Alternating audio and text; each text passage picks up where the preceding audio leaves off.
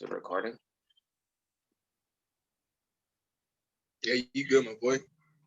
Oh, it's recording. I didn't know yet. Oh, well.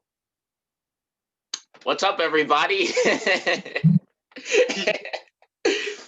Welcome to the first episode of the Cam and Collins Collective. I'm Cameron Graham. I'm Shane Collins. My co-host. And no, we're co-hosts together. And welcome to our first episode. Shane, quick story before we begin. As a junior in high school, I took an acting class.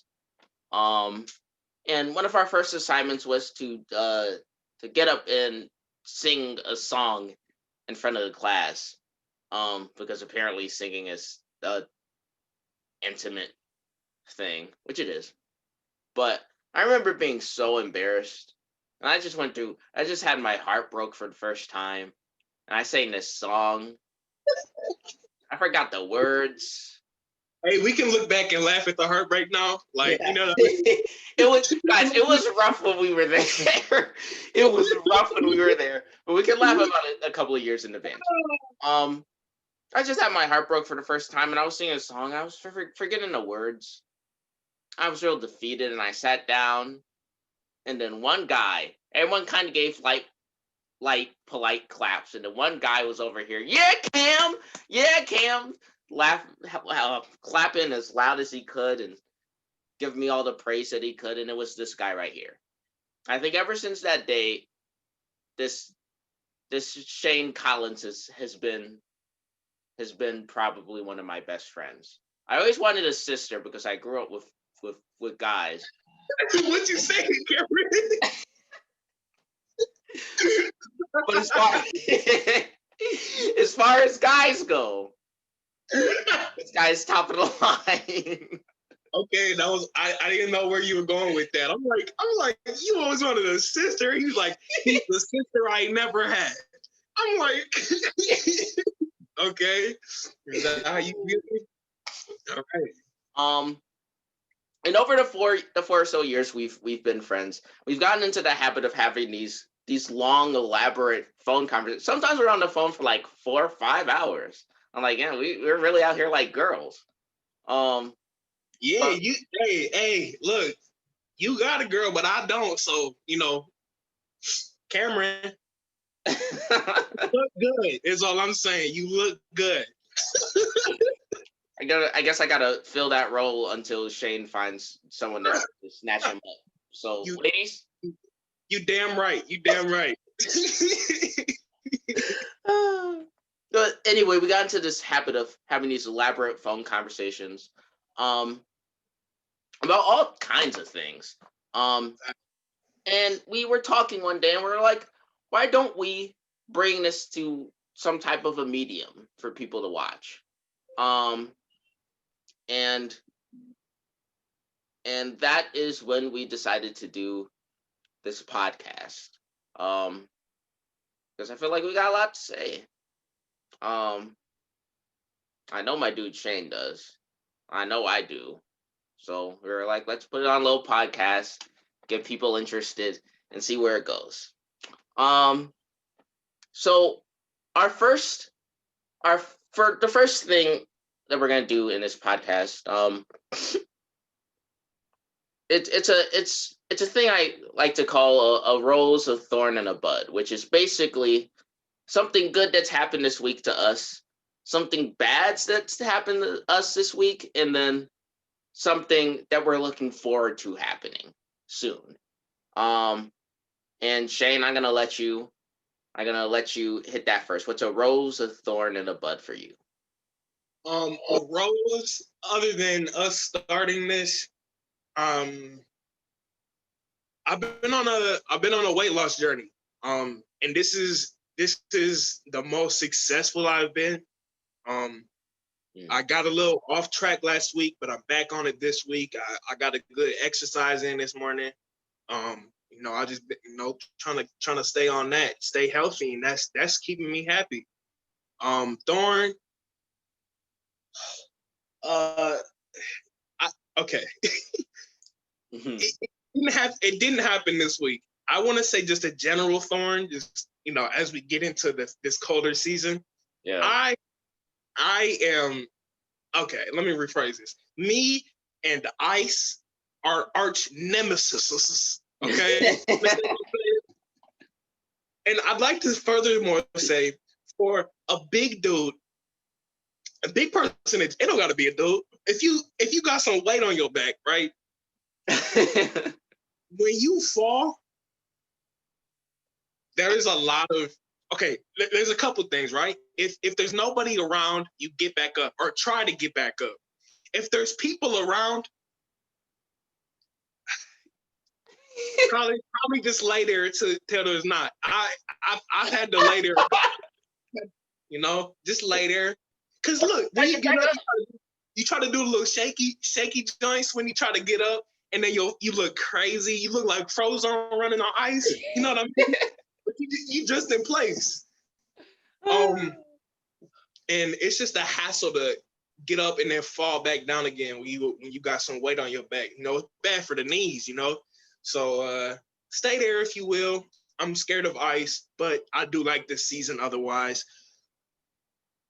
I am looking forward to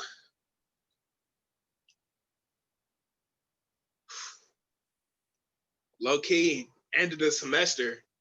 Yeah. trying to just get this semester done, I feel you. Cameron, what about you, man? A rose. Something good.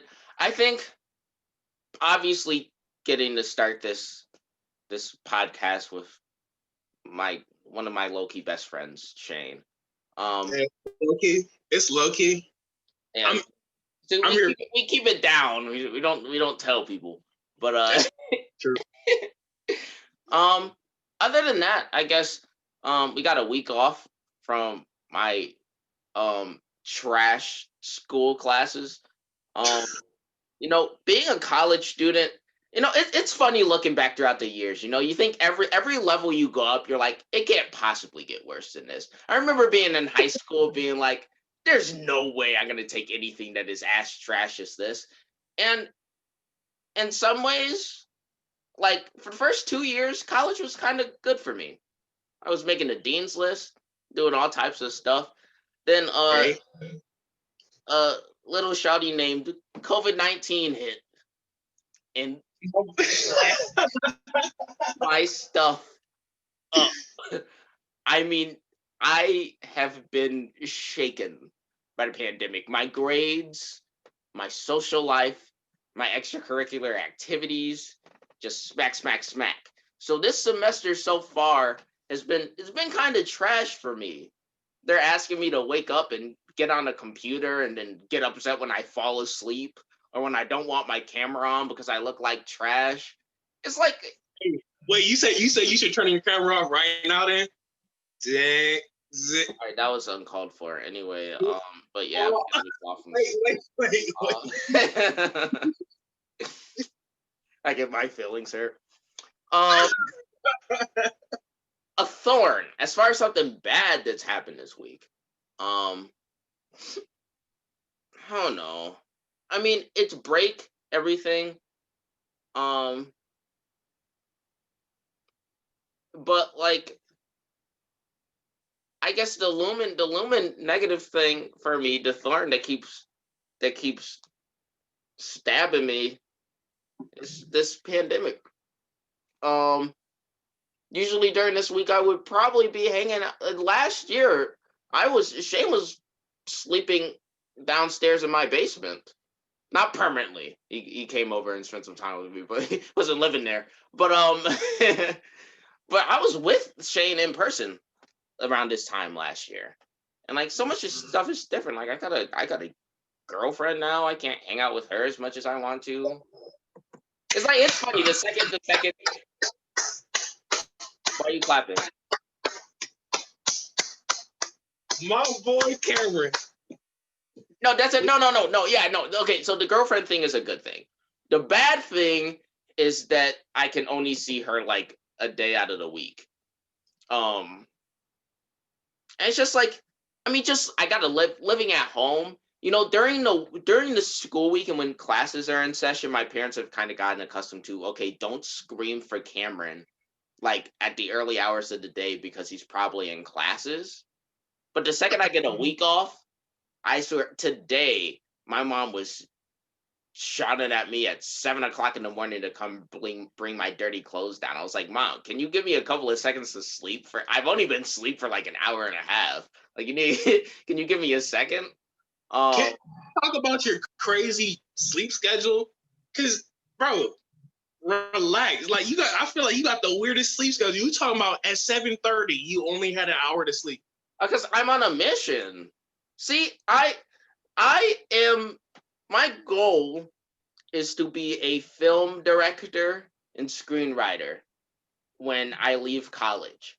Because of that, you got to put in the late hours during the day watching all the TV shows and movies you can so you can get that knowledge in your head. You gotta Put me here. I'm putting my dues in and watching TikToks and doing other stuff like playing video games. But hey, that's all knowledge. That's knowledge of the world. Okay, I guess I'm not grinding as hard as you. You said what? I'm just not grinding as hard as you.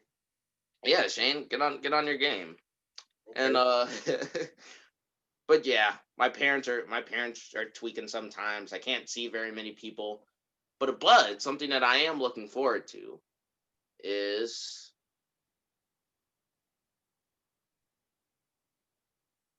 I low-key don't know. The semester is ending early this year. So I won't have to deal with school that much anymore. And who knows?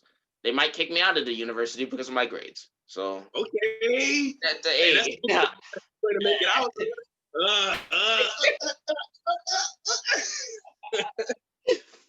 But yeah. That was stupid. So for our first kind of segment, me and Shane have decided to compile a top 5 list of things that we like or things that we can rank. And this week, we're thinking, of certain kingdoms, specifically the animal kingdom. And we were like, you know what? What are our top 5 animals? It's something that like 20-year-old, I don't know how many 20-year-old dudes are sitting and thinking about what their favorite animals are, but you know what 20-year-old dudes are? Me and Shane. Hey, I'm a year behind you. I'm 19, But you still my son. That's what's crazy. That's crazy. So Shane, hit us with your top 5 list for your top 5 favorite animals. Okay. And just briefly why you chose them in that order. Absolutely. Okay. I'm gonna start at top 5. I'm gonna start at the 5th spot. And it's kind of weird. It's not a lot of people's favorite animal, and I don't think it gets enough love. It is the red panda. Why, you ask? Okay. Look up a picture of a red panda. That's number 1, okay? They're the cutest little guys on earth. They're the cutest animal on my list as well. They're very cute. They only get up like, I don't know, they're like slightly larger than a, dog, maybe a house cat. They're shy, so they just be, just doing that little thing, the little red panda thing. I love their tails. I love the, they're so cute. That's really the biggest thing. They are the cutest animal on this list, and period. I don't know if there's a cuter animal than the red panda out in nature. Number 4, I'm gonna go and this was kind of tough as we're getting into. There's only 5 spots. Number 4, I'm gonna go the wolf. Okay. The reason why it's number 4, is because it doesn't get enough love. It's also demonized in media. They're low key. The rest of my list is very, very family oriented. So the whole lone wolf thing, right? That essentially happens when you're not following the orders of the pack or the rules of the pack. So if you're a wolf, right, and you start acting out, start challenging the alpha type stuff, start, being of disservice as opposed to allowing the pack to excel into the future. If you are a hindrance to the pack, you're kicked out. And usually when wolves are kicked out, and that's where the lone wolf thing comes from. When they're by themselves, they usually don't last as long. So wolves are very family oriented. They have rules and like hierarchies. Like there's the alpha, of course, and then they're very about order. And that's low key the rest of my list. So leading into that is my number 3, which is the elephant. First of all, we all know this, largest land mammal, okay? They too are also extraordinarily family oriented and much, much, much, much more smart than the wolf is or a red panda, but they're extraordinarily intelligent, very emotional as well. They're emotional. What word is that? Emotional. I don't know. Where are you looking? They're extremely empathetic though. They're known to they've been known to cry. That's wow. They mourn their dead. Like I said, they move in packs. I don't know if you've ever seen lions trying to attack a pack of elephants, and it usually doesn't happen a lot because that's too much expended energy for no outcome or no fuel at the end of the day.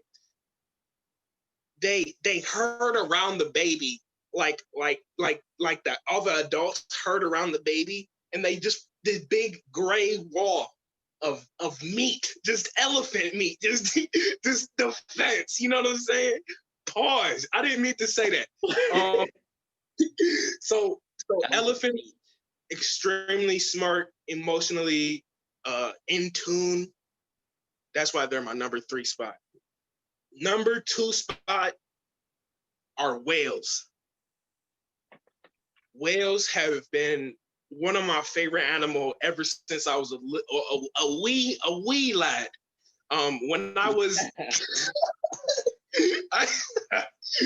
when I was little, and I lived at my grandma's house, I used to always go to the library and get the same book every single time, and it was just a book about whales. I loved whales so much. Whales too are extraordinarily intelligent, and there's a rumor that their intelligence is held back by their anatomy, right? So they're just big as hell. They got these fins and a tail. So it's a rumor, but to imagine their brains are way larger than ours, right?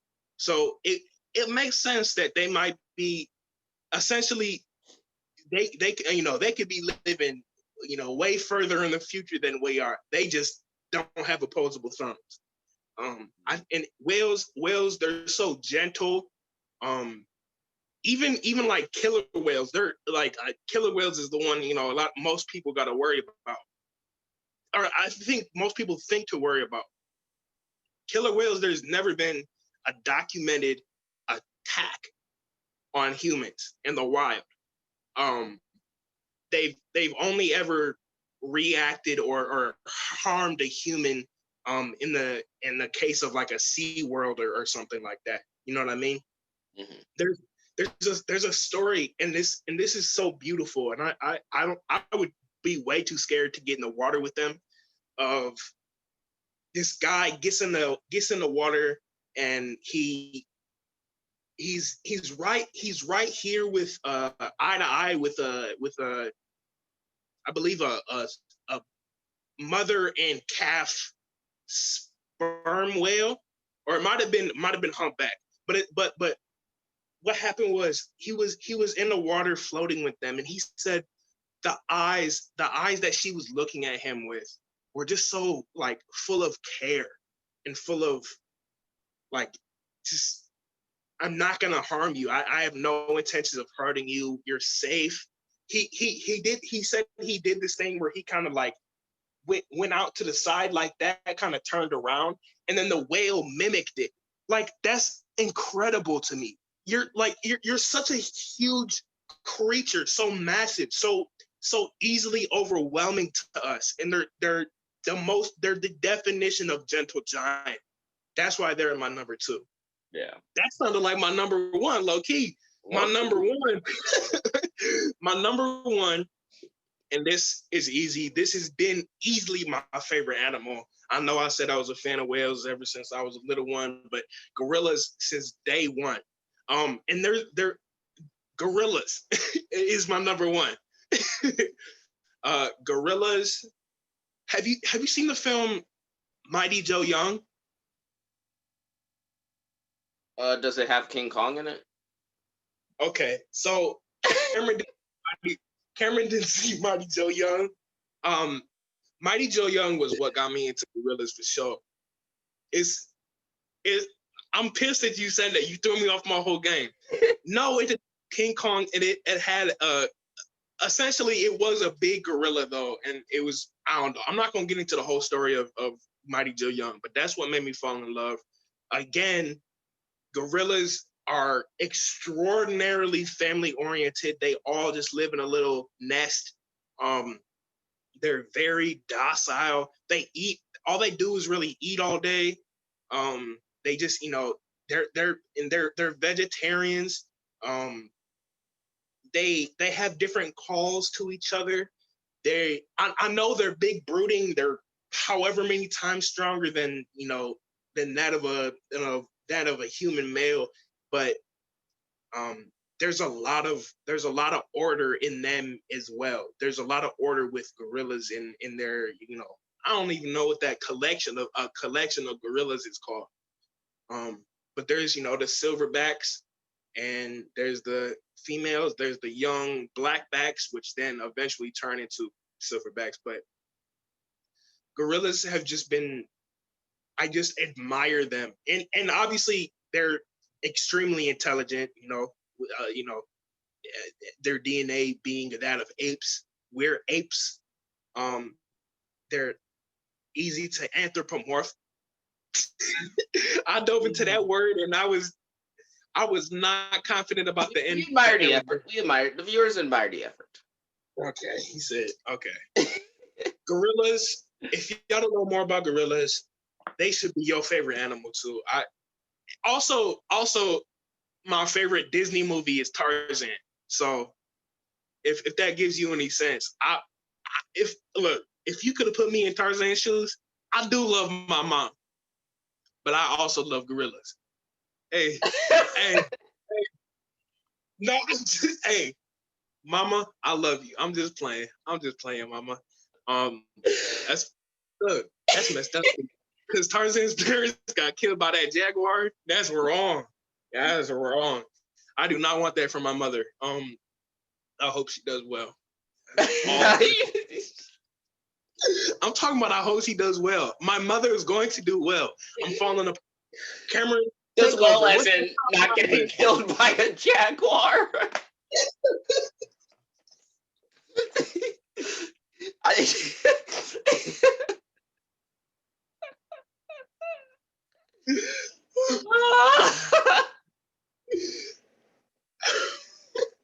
But look, tell me Tarzan isn't cool though. Tell me my boy ain't swinging from the vines. He do that little tree surfing on them. First of all, them some big branches in that movie. You saw Tarzan, right? I'm not just talking to air right here. Cartoon, yeah. Okay. So, um, so yeah, got a little off topic. Running back, my top 5 list is starting at 5: red pandas, wolves, whales. Huh? Hold on. Red panda, red panda, wolf, elephant. Can't forget the elephant. Whales, and then at number 1, gorillas. My beloved. Cameron, put me hip to your top 5 list, and I'm interested to see what you got. All right, so for my top 5 are very different. And they're a mixture of how I feel about the animal itself and its significance in my life. So at 5, we got cheetahs. Now, there's a couple of reasons why I I like cheetahs, because they're like, they're fast and everything. They got like, if like a cheetah was like in the Olympics, it would like get all the gold medals, you know. Um then, there's a very special cheetah that is very dear to my heart, and his name is Chester. And I remember this this dude. I remember seeing him on those bags of hot Cheetos and being like, I want to be friends with you, you know? He just had that cool pose and those glasses, and I was just like, this is a cool guy. This is a stand-up guy, He was kind of cool. Yeah. He looks like the type of guy that you want to bring around you to make sure you don't get beat up in a fight. The guy that For was sure, he does look like silent but deadly. Yeah. You know what I mean? Yeah. At number 4 we have the lion. Now, as everyone knows, the lion is the king of the jungle, right? Nobody messes with the lion because they'll get destroyed or eaten. And I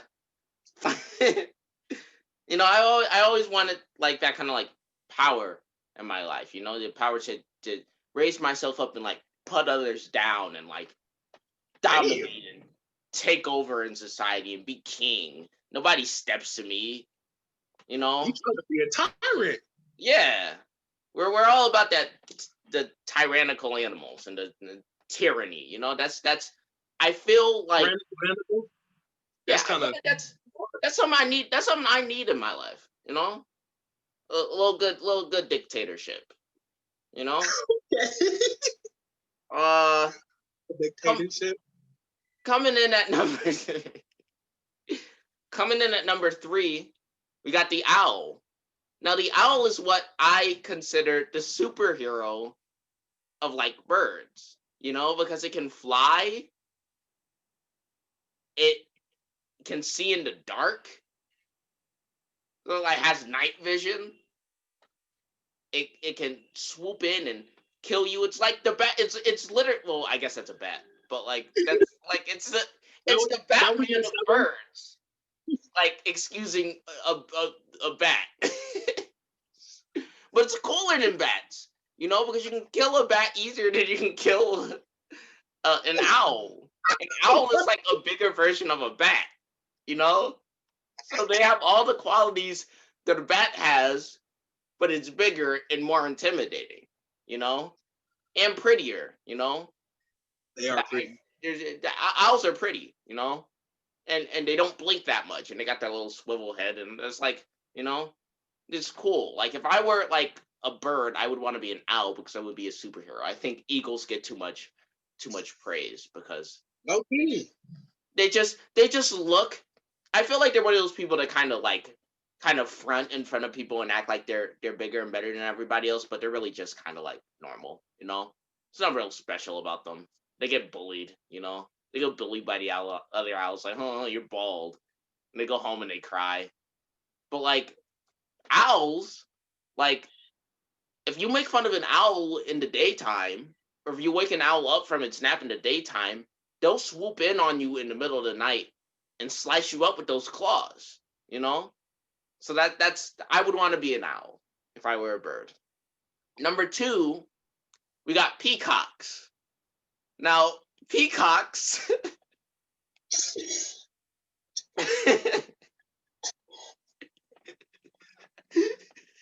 peacocks are the most, I think, flamboyant, out there, extroverted animals that ever have existed in like history.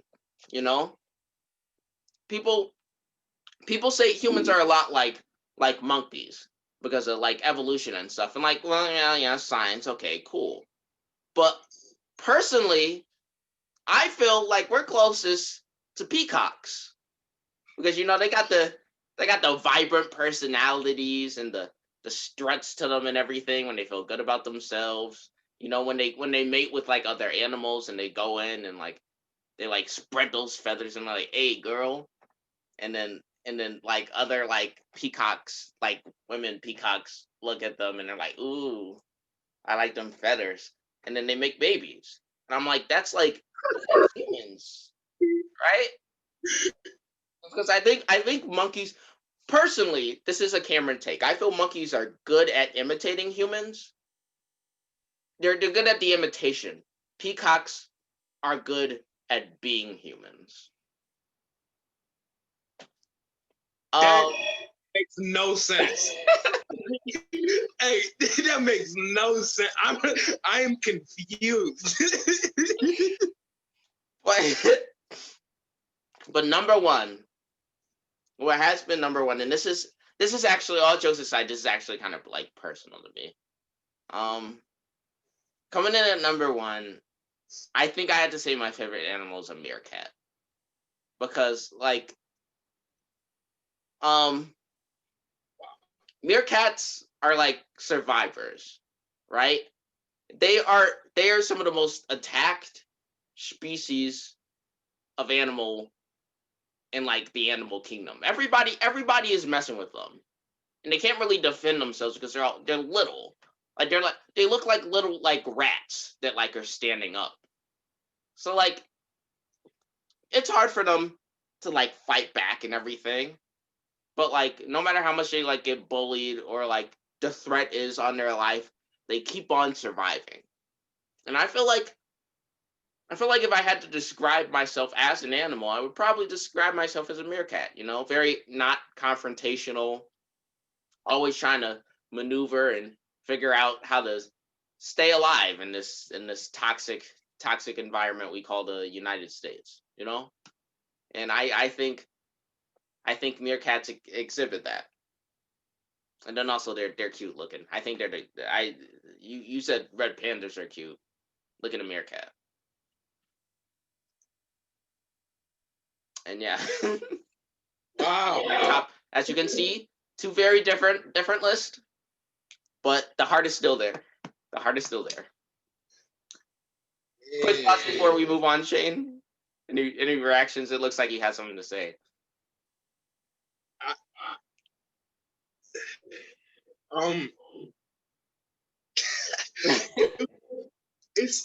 It's a little okay. First of all, it's your own list, so it's nothing wrong with that. And it's not a bad list. You know what I mean? Like, I'm not saying it's bad. That's not what I'm saying. It was different from what I was expecting. Also, I didn't know what to expect. I didn't know that about meerkats. I didn't know that it was. You don't remember the Dick Tunnel? That was from what? Lion King 1.5? I do remember that. There was, and then I remember are always trying to eat on them. That's why you have to hang out with Pumbaa. I guess so. They are like, but they're just like a chicken nugget to a lion. Yeah. So if you eat 5 meerkats, it's kind of like just eating like 5 chicken nuggets. You know, it's not like it's fulfilling, but then at the same time, it's kind of like I need a meal. So you saying okay? I don't got nothing to say about your list. I was thrown by peacock and meerkat at number 2 and 1. So I got nothing to say. I got nothing to say. All right. Well, with that, we'll move on to our discussion of this episode. So something me and Shane like to do is we like to pick certain things that we both have different opinions on and debate the points with each other. First, we're gonna talk a little about our other segment we have is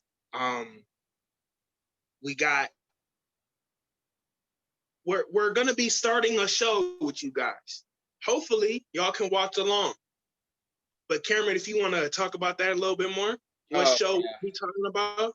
Look at Shane over here saving me as he always does.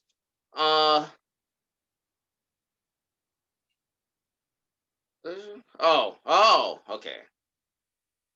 So me and Shane, there's a show on HBO Max that's called Lovecraft Country. I don't know if you guys have heard of it. I'm pretty sure Jordan Peele is an executive producer. And it's a horror show set in 1950 South. And I don't know. I honestly don't know much about the show past. It's gotten a certain level of critical acclaim. Some of the actors associated with the show, Jonathan Majors, who was in a movie this year, called The Five Bloods. We got Courtney B. Vance, the husband, the very talented husband of Angela Bassett. Is that the son from The Five Bloods? Yeah. Dang, I did not know that. They got the Journey Smollett Bill, who is the very talented actress and also the sister of Jussie Smollett. And don't laugh. And it looks like it's a great cast from what I see already, and it looks like an interesting show. And we were originally going to discuss the first episode of the show on our first episode, but I was like, we should probably give them like the chance to watch along if they want to. I understand a segment of people are just going to be like, I'm just going to listen to them review it. But we will review the first episode of Lovecraft Country next week. So everybody, you got a week to watch the first episode, because me and Shane will be starting soon, gathering our stuff together, and we'll be ready to discuss it next episode. So just to let you guys know, we would be discussing normally in a normal circumstance, we would be discussing that around right now. But anyway, and thank you, Shane, for reminding me. But lastly, I want to kind of wrap this episode up. We want to have a discussion. DC, the DC cinematic universe. I know that's not is that what it's called? I want to say it's the DCEU or something like that. DC Extended Universe. Yeah, is what I believe it is.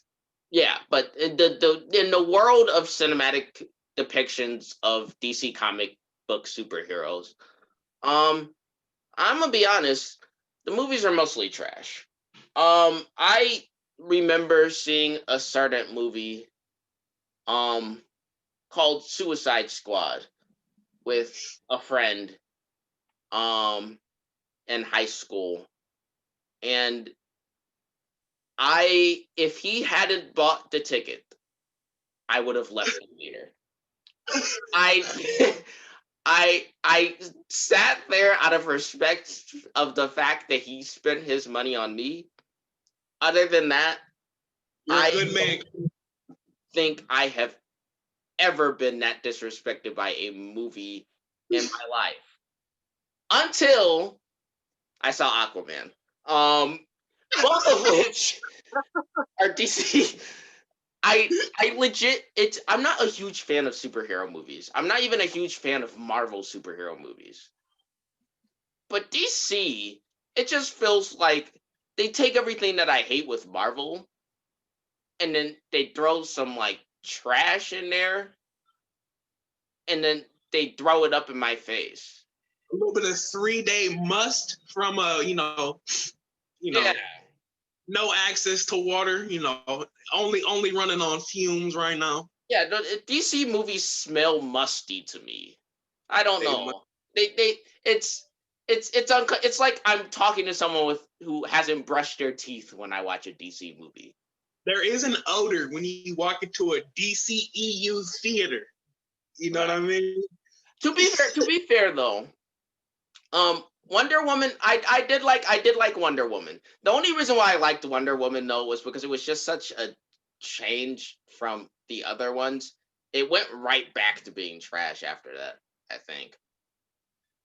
Didn't like Justice League come out after that? I know there was some controversy with Justice League as far as, but the point that we're trying to make is I do not. What's the controversy with Justice League?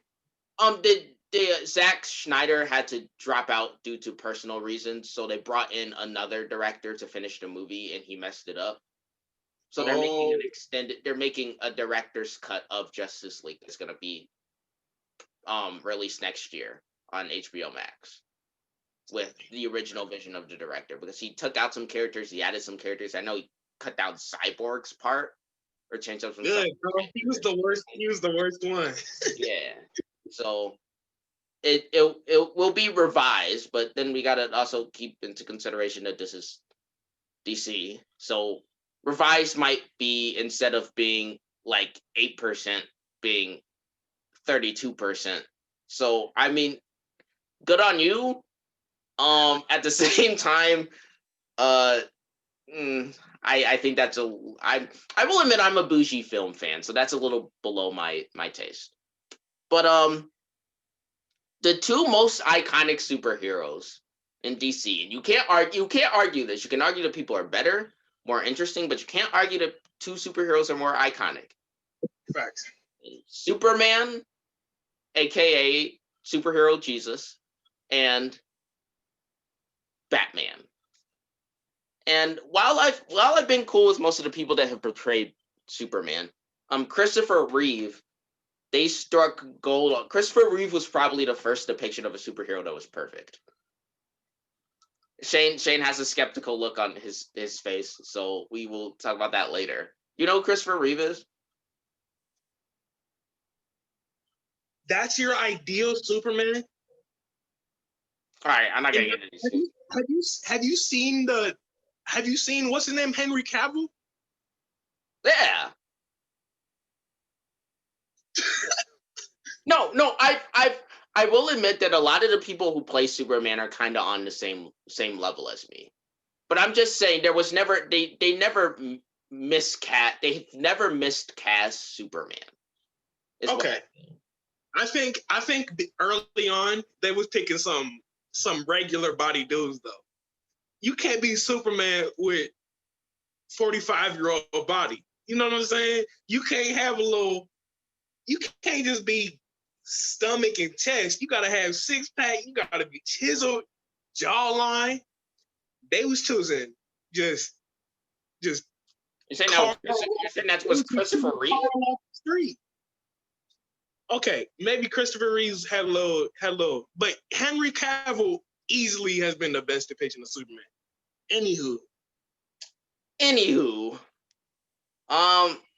Batman has been portrayed by, I think, 14 different actors.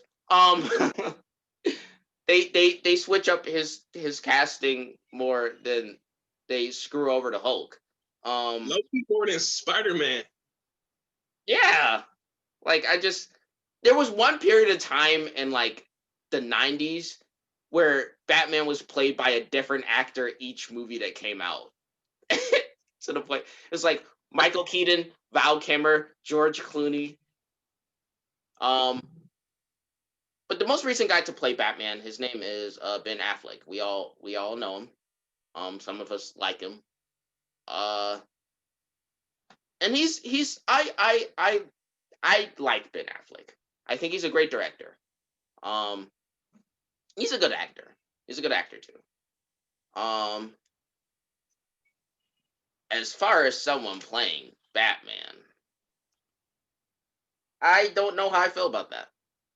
I think while he wasn't the worst Batman, I don't think he was a good Batman. I personally feel like Christian Bale was my ideal Bruce Wayne. And this is the discussion, in case I haven't said it yet, this is the discussion me and Shane will be embarking on now. Shane, your thoughts?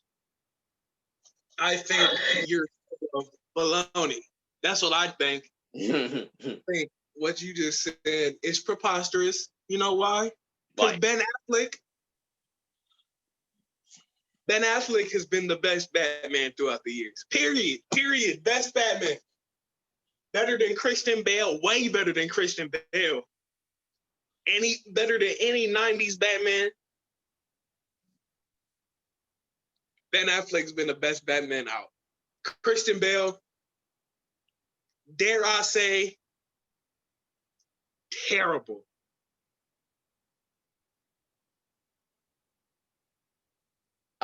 You're gonna have to back that. Give me at least one reason why that would be true. Okay, so if we go back, right? I don't think there's been. Okay, Christian Bale. I will admit, we was just talking about them regular body dudes they was trying to cast. Christian Bale had, I gotta commend him for his method acting. I gotta commend him for that. Okay, he's talented in that regard, and I don't think he's a bad actor necessarily, but he didn't do Batman well.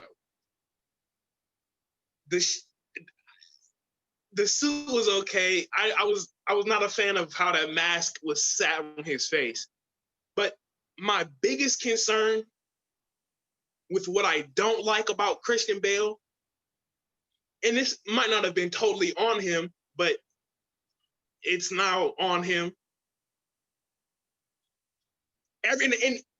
It's everyone knows it, right? It's that little.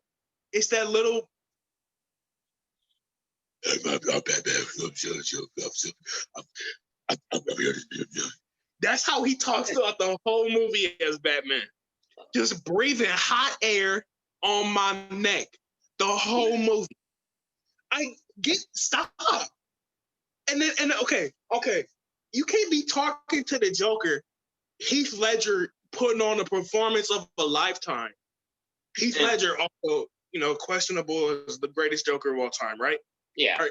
Not questionable, but it could be considered, right? And then across from you got, well, what's the problem? I'm not gonna let you. It's been a while since I've seen the movie, so I don't remember all the lines. But you got this dude. He looked good, mask kind of iffy, but he sound like What did that sound like? He sound like he got just Chex Mix in his throat at all time. Go ahead. Batman isn't a super. It's like, how is he gonna And let me tell you this: with that voice shit, you know what happens? Ben Affleck, all he has is a voice like I don't know what the word is, but it changes his voice. So instead of doing this, talking like this, and then when you put the suit on, you talk like this, because that shit's not intimidating, Cameron. If someone comes up to me like, "Look, hey, money up, right? Money up, but instead, I'd be scared of a money up, right? But if they was like, put the money in the bag, you scared of that? I mean, I'm scared of the gun. But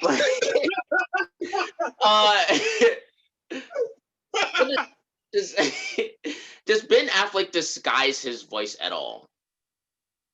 Yes, it's disguised. It's part of his suit, though. Part of his suit is him altering his voice. I don't know the exact words for it, but he has like he So he changes basically does the same thing Christian Bale does, but just No, he doesn't, because Christian Bale talks like this, right? And it's human produced. It's like a human produced low voice. Ben Affleck, he's talking normal, but the voice changer he's got not only disguises his identity, but it's not him straining for air every single time he has a line in the movie. But it achieves the same purpose of disguising his voice. No, yeah, but one sounds great and one sounds like he's gurgling on. I don't know. I ain't had nothing good. But so as long as technology is involved to produce the sound, it's good. But if you do it yourself, then that's like, oh, well, that's weird. You do it yourself and it sounds good. It's fine. It didn't sound good, Cameron. Well, do you hear? It didn't sound good. Okay, well, all right. Well, here. Okay, he needs some tea. Well, here's some of my takes. I do think, as far as luck goes, I'm pretty sure Ben Affleck is around 6'4", I think. He's a pretty tall. He's a pretty tall guy. And Christian Bale, I don't know if he hits 5. I don't know if he hits 6 feet. So as far as no, he is 6 feet tall. So I think as far as if you want to make Batman this big brooding presence, I think Batman is more physically imposing as far as stature goes, I think, in Ben Affleck's portrayal, because Ben Affleck is just a bigger guy than Christian Bale is. At the same time, you remember that? You remember the compilation when he was getting ready to fight Superman? When he was doing them pull-ups, he had about 10 different big, just industrial chains on his legs. He just that's how he walked around the rest of the movie. Just big body, just. But I don't know.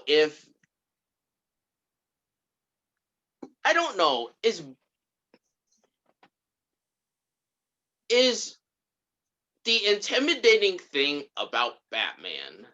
I don't know if it's necessary for Batman to be a big boned dude on top of already being a vigilante dressed. He's not big boned, he's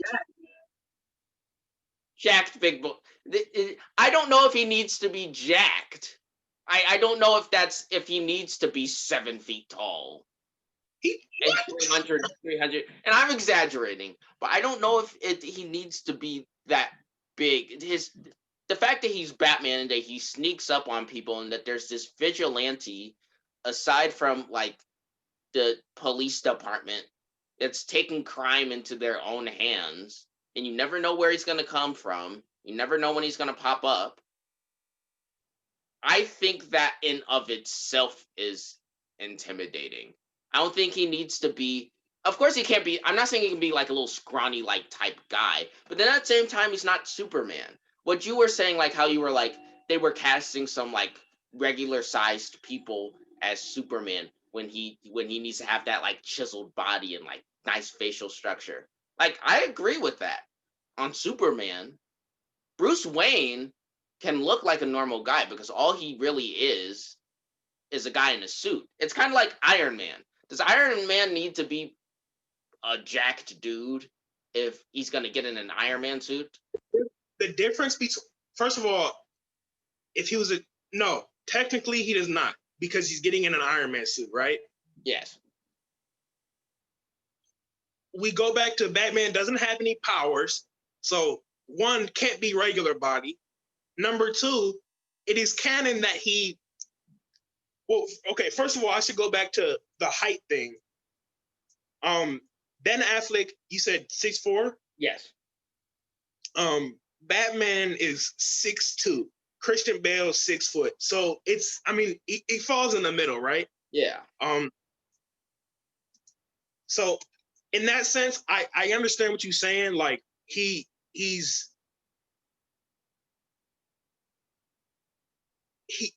more stealth on the side of more stealth. Christian Bale would, fit that role better. On the size of the body in the regular body goes, it is canon because he takes care of his body and he knows just about every version of martial arts known to man. Extreme genius strategist, but he's strong enough to push 2,000. That's not regular body, Cameron. 2,000. You still got to go back. It's still a comic book, so I know. But my boy, he's not a normal dude, is what I'm saying. He's normal in the face of a superhero like Superman, right? Yeah. He doesn't have powers in that sense, but he's extraordinary in the case of regular humans. I guess I can see that. Kind of like, I don't know. Well, yeah. No, I guess I can see that. Also, but like Bruce Wayne himself, like you have to keep in mind, Bruce Wayne, he isn't like, yes, he has these skills. He's obviously trained in all these different martial arts and everything. He takes care of his body and everything, but he is also, his job is he's a businessman. He's like one of those douchebag billionaire types. The one of those, and I think as far as like the pretty boy prick type guy, by far and away Christian Bale was better. Okay. Ben Affleck doesn't even give off a millionaire vibe that much. He more looks like he has a nice body and everything, but as far as selling the whole like I got cash thing, I don't know. I just wasn't buying it with him. He didn't seem like an entrepreneur type in that movie. And I know that is kind of like I'm not backing that up with like fact. I understand that. But then at the same time, just as far as just like looking at him, I don't know. The only thing I have to be intimidated. You're intimidated by Batman because of his presence and his aura. You're intimidated by Bruce Wayne because of his power. You know? Yeah. The power that he has. The fact that when you're in a room with Bruce Wayne, you're no longer the most powerful person in the room. He is. And the way that Christian Bale carried himself, also Christian Bale is just prettier than Ben Affleck. You can't debate that. The way that he carries him, he had that nice hair. The way that he carried himself, he always carried himself like he was the man in the room. He's not gonna let any girl duke him up. He's not gonna let any mayor duke him. And I really like that about Christian Bale. And the only one that he kind of lets his guard down with is his butler, which I think Ben Affleck did. But like, I don't know. As far as playing up that pretty boy billionaire lawyer Bruce Wayne, I have the power as Bruce Wayne as well as Batman. I think Christian Bale did it better. Okay. That's a great point. And to an extent, I agree. And the reason I say to an extent is because where this gets tricky is this is representing Batman at two different points of his life, okay? In the comics, there's obviously he's a kid, but then Batman in his prime years, if you will, 20 to 30s-ish, maybe 40s. Ben Affleck's portrayal of Batman is of a Batman in the comics where he's 50, maybe 50 years old. His body is he's more grumpy. He knows the world is this has been him for however many years, and he's on a constant life of stopping crime, and he's more to the point, more no games being played. We straight to business. And Ben Affleck portrays, so totally right. I think as it comes to like a Bruce Wayne that's attending every charity meeting, and he's always got ladies around him. I think Christian Bale did, and you're right. He do got a prettier face than Ben Affleck. Okay, got the hair and everything. Okay, Ben Affleck does, and this is a lot of the controversy. Also, side note, to talk about the Butlers, I am solely advocating for Ben Affleck in these DCEU movies because the casting was good. No. The casting was good for some of it, not for Alfred. Alfred damn near looked the same age or younger than Ben Affleck. Yeah. In the movie, I was like, bro, is that or what's his name? Alfred? Is that Alfred? He looked like he getting ready to go on a date. Like he should not be here. You know what I'm saying? Yeah. That was terrible casting.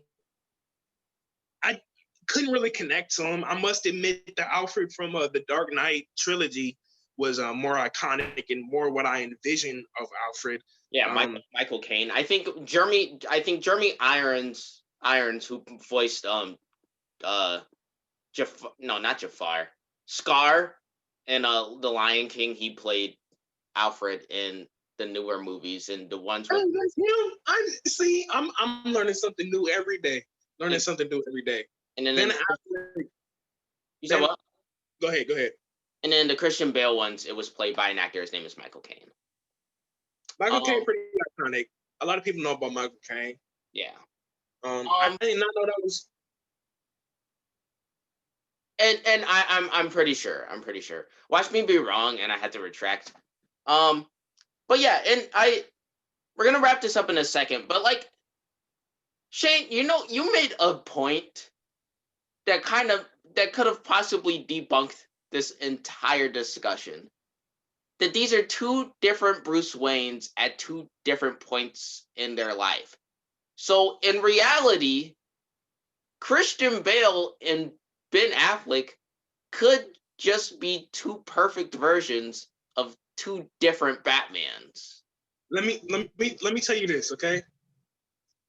I think if we're trying to get something out of the discussion between the both of us, I think one, a more specific thing to say would be who plays Batman at Batman's point in their life better. Okay. I say Ben Affleck. That's number one. Okay. Number two, it wasn't perfect. That's the only thing. Remember, the voice is I'm not gonna say it's the sole reason. The voice plays like 60% of why I don't like Ben. Okay, well, I have a theory. I have a theory though. Go ahead. The only reason why Ben Affleck's Bruce Wayne has to use a voice modifier is because he's too old and his voice is too messed up to do it himself.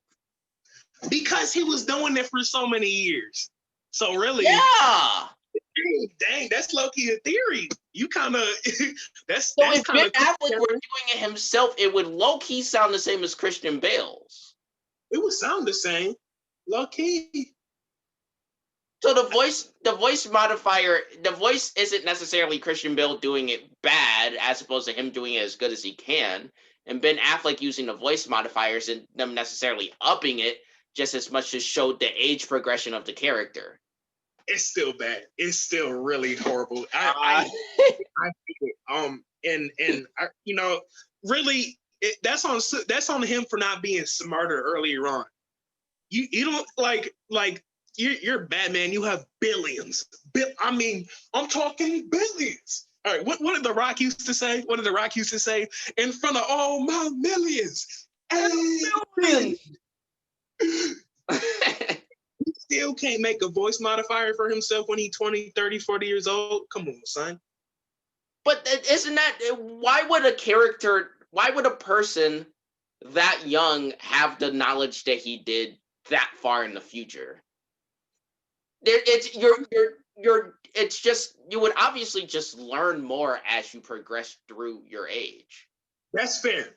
He didn't know that his throat or voice was gonna end up like that. You know what I mean? Yeah. My counter to that would be he graduated, I think, like before 10 or something. Like it's some crazy number. He's extraordinarily intelligent. There's a lot of conversation about like of a like a Batman versus Iron Man, like who would win. And a lot of reason they get a comparison is Tony Stark is Marvel's, brain genius guy, right? And Batman is that for DC. And the difference is Batman is extraordinarily intelligent, but where his specialties lie is his strategy and his combat experience, and his adaptability. I could also say that the adaptability is the same for Iron Man, but Iron Man is smart in the sense of he's technologically smart. You know what I mean? Mm-hmm. Like they were strategizing to beat each other. I'm sure Tony Stark would put up a good fight, but he's not gonna out strategize Batman, right? Yeah, and that's an interesting point. And I mean, yes. So Shane, I can see a lot of your points about Ben Affleck and how he's. I think we both, as far as playing the character in like their specific time, I think we may have differing opinions, but then at the same time, we do have to consider that one is age progression and one is age regression, and judging a character based off of how they appear in the future or how they should have been in the past might be a little weird. So I get that, and I get the points that you would. The voice, thinking about it now, when you're a kid and you're watching it, you're like, oh, Batman voice, oh, I'm Batman. Yeah. But right. Once you get older, you're kind of like, that's kind of silly. Like, you need to lay off the cigarettes. Is what you need to do, Batman. Goodness. No, I've heard that criticism specifically of Christian Bale, but I mean, it isn't something that the other Batmans didn't do. Now I know people prop Christian Bale and maybe I guess Ben Affleck up more than the other ones just because. I mean, maybe Michael Keaton a little bit, but like the other ones, it's kind of like they're just kind of known for being bad or just subpar. So people don't really talk about those. And then that goes back to they was picking regular body Steve off the side of the street. You know what I'm saying? Like it was like, hey, George Clooney. George Clooney was the star on ER in the 90s. Okay, yeah, but like Man Alive. He was attractive for an old white male. You know what I mean? I guess. You know what I mean? George Clooney was not old in the 90s. He was like early 40s. Okay, 30s. All right. But, black. White doesn't age as well as black, so I'll say that. That I agree with. But yeah, so we'll wrap up. We'll wrap up that discussion saying. Well, would you say that we? Can I say one more thing? Sure, I think Christian Bale in his Batman. I think that trilogy, other than maybe Scarecrow, I think the trilogy was carried more by the villains than it was by Batman himself. No, I disagree. But in the first movie, you telling me? Yeah, okay. Scarecrow, maybe not, right? You're telling me Heath Ledger doesn't outperform. Heath Ledger is the only. If the Joker popped up, if Joaquin Phoenix's Joker popped up in the Batman movies, he would outshadow Ben Affleck in every scene. And Bane also outshined. No, he didn't. Ben Affleck. The dude with the metal thing on his face. Yes, I was born in the darkness. Okay, I think the Dark Knight Rises was convoluted and it had too many characters. I will admit it was a lot. It was very that was the last one, the Dark Knight Rises. Yeah, it was very like in and out, jumpy, and it also I think they kind of just kind of threw stuff in there to round it all up. Yeah. I can agree with that. But yeah, the only Heath Ledger, Ben Affleck, the only reason why I don't agree with you or like with that comparison is that as great as Ben Affleck might be, he has never been in a movie with a Heath Ledger. I think that's just I think that's low-key kind of just like unfair, because it's like who is he really? He hasn't really had a standalone movie either. So like he's going up against Superman and like other thing. If you remember, it was a quick scene, but it was Deadshot's it was Deadshot's kind of playback when they were all going over his files and whatnot at the beginning of Suicide Squad, when they were running down files and everything. I think Ben Affleck was actually the Batman of that starting then, so he had a quick appearance in the movie. Remember, Deadshot he was walking with his daughter, and Batman dropped down. He was like, I don't know if he said anything, but Deadshot was real okay. He was like, what's up? And then his daughter was like, Dad, don't do it. Don't shoot him. So, yeah. But yeah, it's an interesting. I do think either way, Christian Bale and Ben Affleck have brought more fans to the Batman, just to the Batman character, into the Batman trilogy than probably any superhero. Possibly any other Batman film has. And I feel just like for the superhero genre in general, I think it has popularized the need to see a DC comic book movie, because everyone's on Marvel's, so and for good reason at times. Yeah. But yeah. So we're gonna wrap this episode up. Just for the future, if you want to watch Lovecraft Country with us, you're free. Please do. I feel like it's about to be a crazy good show. And I don't usually watch horror shows or horror movies. Cameron's kind of a punk. I'm not gonna lie. Cameron.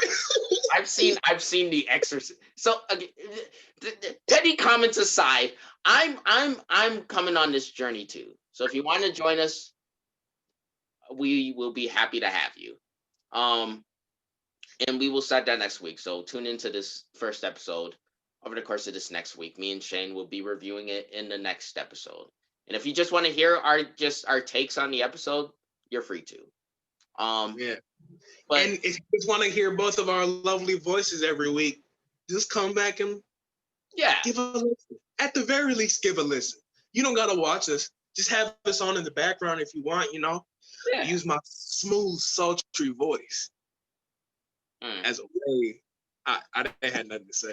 What Shane said. Okay. Anyway. Thank you guys for joining us. You guys don't know how much we appreciate you if you've sat through this or even given it a view. We really appreciate you, and we hope that you join us on this journey that we're about to take. All right. So for me and Shane. Shane Collins, aka to some people, Schnookums. Okay. Schnookums. Oh, bring back the old nicknames. Schnookums. Shane is from Cameron and I guess Schnookums. It's Shane Collins. Shane Collins, but also that could be Schnookums sometimes. I could be your Schnookums. Hello. End the video. Hype him up, guys. He's looking for love. That's it for the Cameron Collins Collective this week. We'll see you next time. Thank you, guys.